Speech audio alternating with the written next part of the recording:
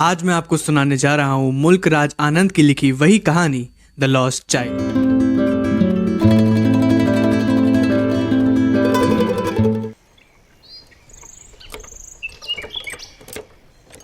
बसंत का त्योहार था।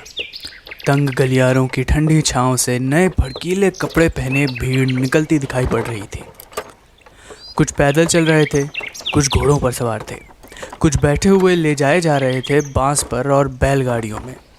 एक छोटा बच्चा अपने बाबा के टांगों के बीच खुशी से भरा हुआ दौड़ा जा रहा था।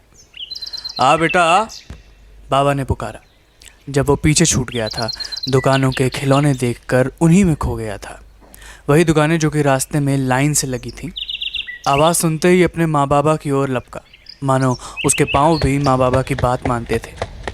उसकी आंखें अभी भी पीछे छूटते खिलौनों पर टिकी थी। जब वो वहाँ आया जहाँ माँ बाबा रुके हुए थे, तब वो अपने दिल की इच्छा को दबा नहीं पाया, जबकि वो जानता था कि वो चुपचाप घूरेंगे और घूरने में ही एक सर्द सी ना छुपी होगी। मुझे वो खिलौना चाहिए, उसने जिद की, और बाबा ने हमेशा गुस्सा दिखाने वाली लाल आंखों से उसे देखा। वही माँ एक नर्म दोपहरी की तरह शांत, एकदम नर्म थी।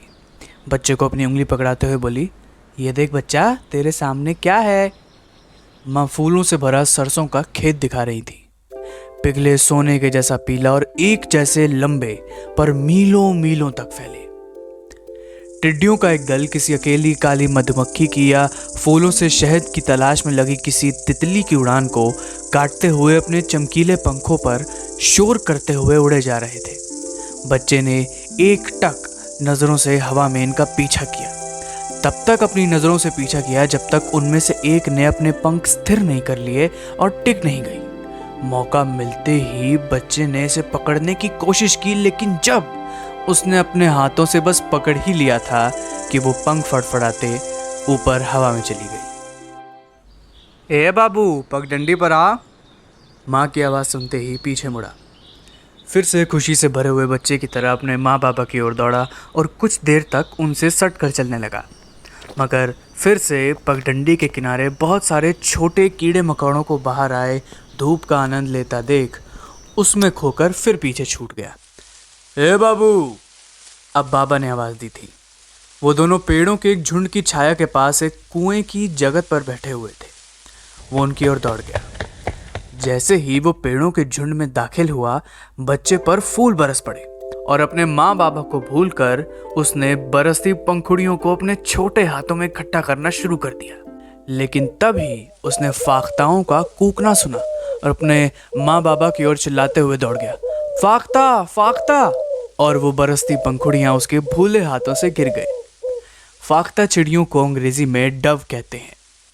आजा बेटा आजा, माँ बाबा ने बच्चे को पुकारा, जो कि अब बरगद के पेड़ के चारों ओर गोल गोल उछल कूद करता हुआ दौड़ रहा था। और उसको साथ लेकर उन्होंने तंग लहरदार पगडंडी को पकड़ा, जो कि सरसों के खेत से मेले की ओर जाती थी। जब भी गांव के पास पहुंचे तो वो बच्चा बाकी सारी पगडंडियां देख सकता था, जो कि भारी भीड़ से भरी थी, क्योंकि वो सभी मेले की ओर जा रहे थे। और उसने तुरंत खुद को इस दुनिया की भीड़ भाड़ में गुम कर लिया और एक अलग ही दुनिया में दाखिल होने जा रहा था, ऐसा उसे लगा। अब पूरा परिवार मेले के अंदर था और मेला अपने जोर पर। गुलाब जामुन, रसगुल्ला, बर्फी, जलेबी, एक मिठाई वाला गुजरती भीड़ में अपने ग्राहकों को आवाज़ दे रहा था। बड़े से प्रवेश द्वार के कोने में लगी सोने और चांदी के वर्क से ढकी हर रंग की मिठाई से सजी हुई थी ये दुकान, जिसके काउंटर पर लोगों का तांता लगा था। लड़के ने बड़ी बड़ी आंखों से मिठाई को निहारा और उसका मुंह बर्फी के लिए पानी से भर गया। उसकी सबसे पसंदीदा मिठाई थी। मुझे वो बर्फी चाहिए, वो धीरे से ही फुसफुसाया, क्योंकि वो आधे मन से जानता था कि उसकी इस मांग पर ध्यान नहीं दिया जाएगा, क्योंकि उसके माँ बाबा कहेंगे कि तू भुक्कड़ है, घुसते ही मिठाई चाहिए तुझे। इसलिए बिना जवाब का इंतज़ार करते हुए बच्चा आगे बढ़ गया। एक फूल बेचने वाले ने आवाज़ लगाई, गुलमोहर की माला, गुलमोहर की माला। बच्चा उस दुकान पे एकदम खिंचा चला गया। वो टोकरी की ओर गया जहाँ फूलों का ढेर लगा था और आधे मन से बुदबुदाया, मुझे वो माला चाहिए। लेकिन वो अच्छी तरह से जानता था कि मेरे माँ बाबा उन फूलों को खरीदने से मना कर देंगे, क्योंकि वो कहेंगे ये घटिया है, सड़ा हुआ है, बासी है, फलाना है। इसलिए फिर से बिना जवाब मांगे ही वो आगे बढ़ गया। एक आदमी एक डंडे को, जिससे पीले, लाल, हरे, बैंगनी गुब्बारे उड़ रहे थे, पकड़े हुए खड़ा था। बच्चा उनके रेशमी रंगों के इंद्रधनुष से खुद खुशी का गुब्बारा बन गया और इन सब गुब्बारों को लेने की ख्वाहिश की हवा से भर गया। लेकिन वो अच्छी तरह जानता था कि माँ बाबा उसे कभी गुब्बारे खरीद कर नहीं देंगे, क्योंकि वो कहेंगे कि तेरी क्या अब उम्र खिलौनों से खेलने की रह गई है। इसलिए वो रुका नहीं। आगे एक सपेरा एक सांप के आगे बीन बजा रहा था, जो एक टोकरी में कुंडली मारकर बैठा था। उसका सिर किसी हंस की गर्दन की तरह एकदम सुंदर झुकाव में उठा हुआ था, जबकि संगीत उसके अदृश्य कानों में अदृश्य झरने की हल्की लहर की तरह जा रहा था। बच्चा सपेरे की ओर गया, लेकिन ये जानकर कि माँ बाबा ने ऐसा बेसुरा संगीत जैसे कि सपेरा बजा रहा था सुनने से मना किया हुआ था, तो वो वहां से भी आगे बढ़ गया।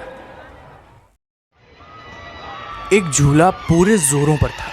औरत, आदमी और बच्चे तेजी से गोल गोल घूम रहे थे और ठहाकेदार हंसी से चीख चिल्ला रहे थे। बच्चा उन झूला झूलते हुए लोगों को देखता रहा और तब उसने ये जिद तो करने की ही सोची, मुझे झूले पर बैठना है बाबा।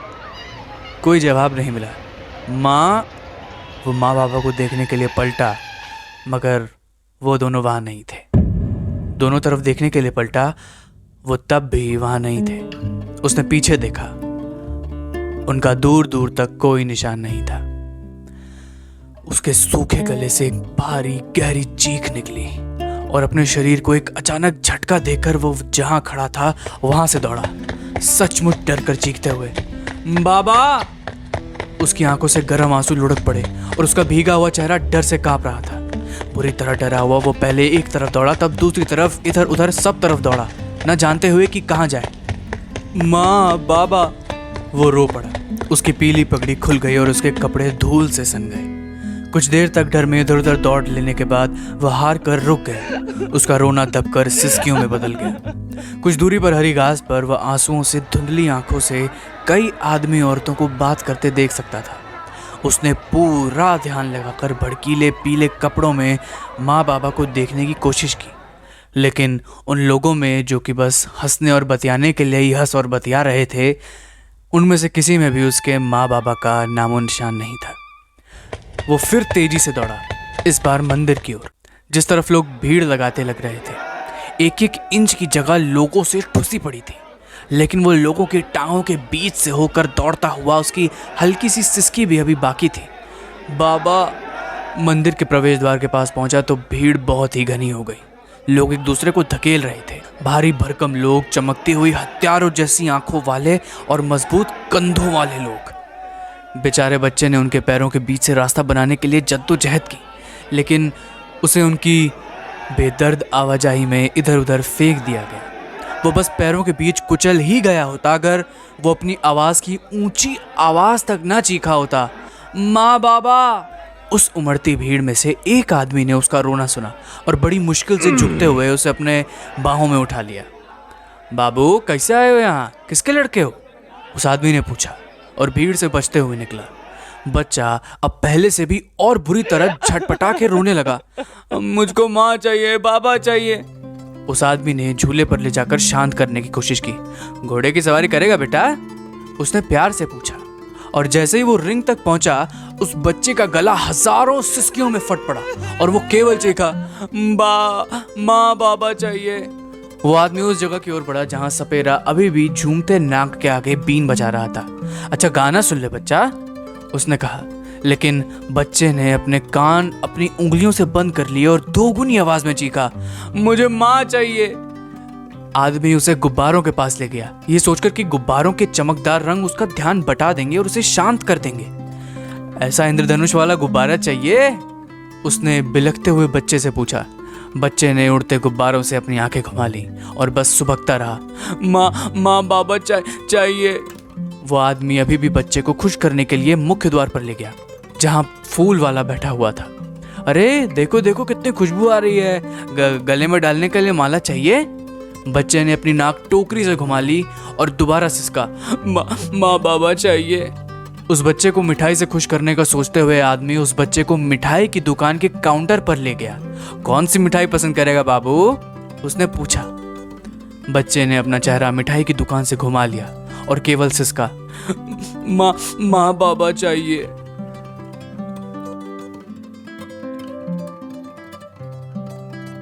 आशा है आपको ये कहानी पसंद आई होगी।